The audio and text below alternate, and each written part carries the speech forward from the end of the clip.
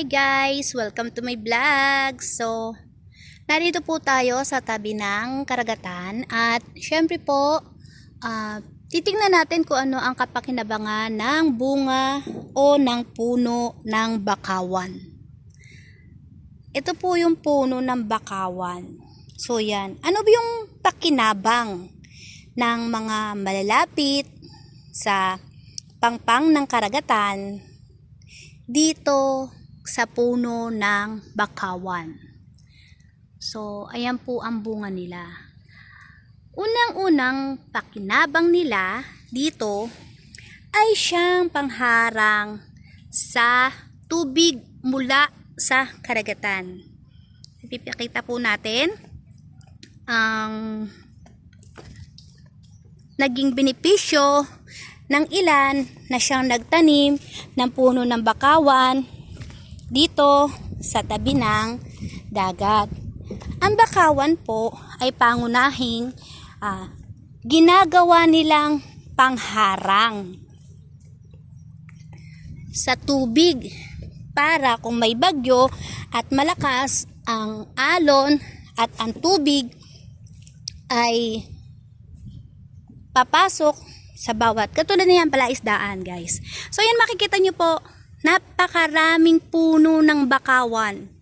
Ang isang benepisyo po na yan guys, ang alon na malakas na mamumula sa karagatan ay hindi agad makakaperwisyo sa bawat palaisdaan dahil unang-una na pong haharang ang mga puno ng bakawan sa mga tubig o sukal na ipapasok nito sa palaisdaan. At syempre, hindi po agad-agad masisira ang mga palaisdaan. Ang mga ugat na to ay nagsasanga-sanga. Yan po. Yan po ay matitibay. At iyan din po ay nagiging bahayan ng mga ilang lamang dagat tulad ng mga alimango, alimasag, o iba't iba pa pong klase o uri ng laman dagat. So yan po ang puno ng bakawan. At ang bunga na to, yan. Ito po kapag nalaglag, ay siya na rin ang tutubo. Ganyan. Yan.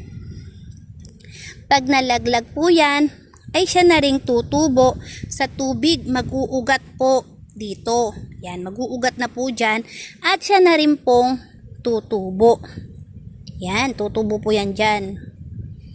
At pagdating ng panahon, sila ay magiging ganito na. At magiging harang na sa tubig at papakinabangan na ng mga mangingisda. So, iyan po ay isang simpleng tips lamang po o isang karagdagang kaalaman kung ano ang benepisyo ng puno ng bakawan sa mga mangingisda.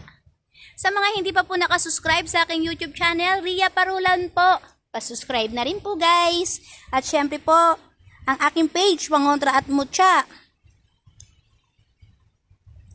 Salamat!